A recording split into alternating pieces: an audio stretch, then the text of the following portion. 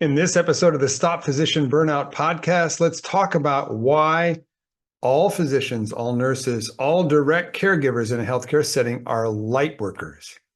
We've allied our professional life in service to the forces of light in the universe. What it means to do that and what it means to lead these light workers, to represent the light workers in the business side of a healthcare organization. Let's get started.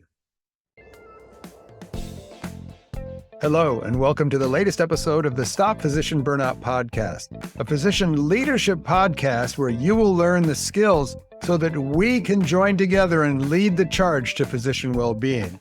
Skills to earn the respect of your colleagues in the front line, skills to exercise true influence in the C-suite, and take back your job, your practice, your career, and your life. All of these tools have been proven effective in my 40,000 doctor physician coaching and training practice. And if I know one thing, I know you're super busy. So let's get started.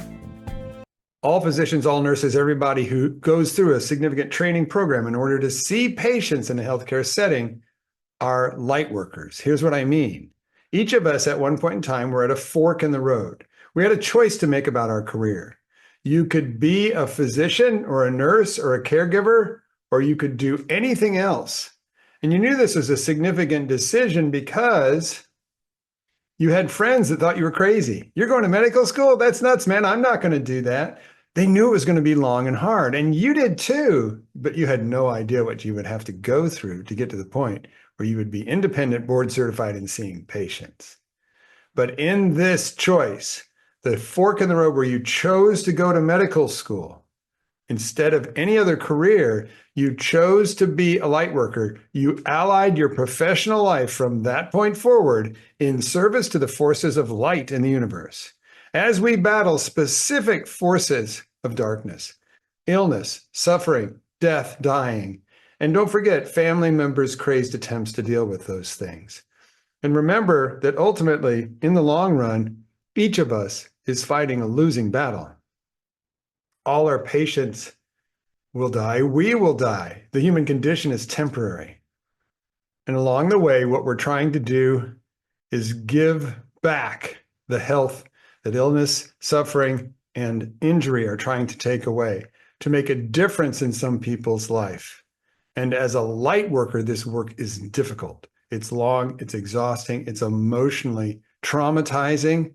All of us have lost patients for reasons that we still don't understand. Some of us have lost patients due to medical errors. We weren't trying to make a mistake or hurt our patient, but it ended up working out that way anyhow.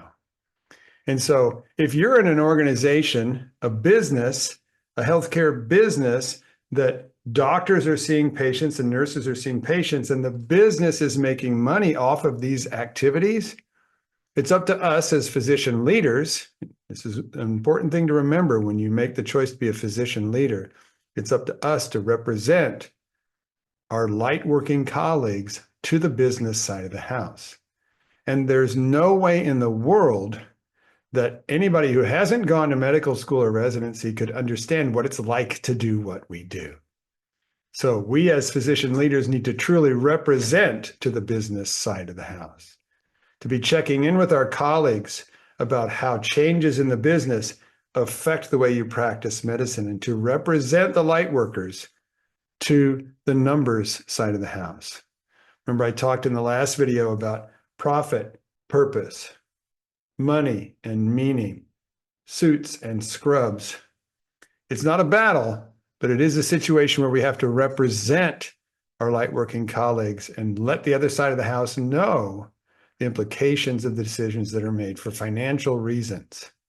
And I consider this to be a spirit-centered, sacred duty to have the honor of seeing patients, to do what we can to bring joy to those who can recover and to bring comfort to those who will not.